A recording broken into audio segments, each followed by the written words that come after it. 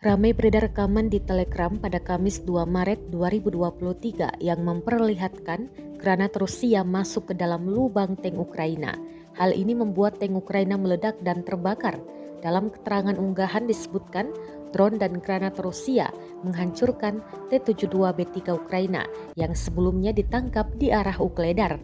Lemparan amunisi yang tepat ke dalam tangki Angkatan Bersenjata Ukraina, prajurit Brigade Marinir ke-155 Angkatan Bersenjata Rusia berhasil meneror musuh dari udara, jelas narasi tersebut.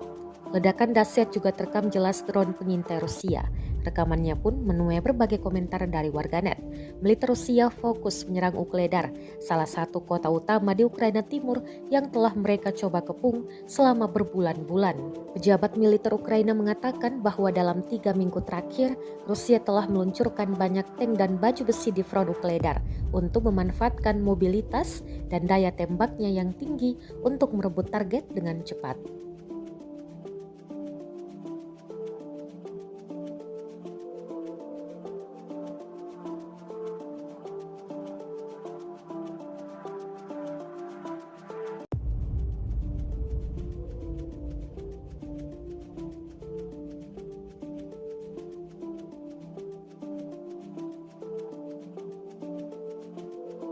Terima kasih sudah nonton.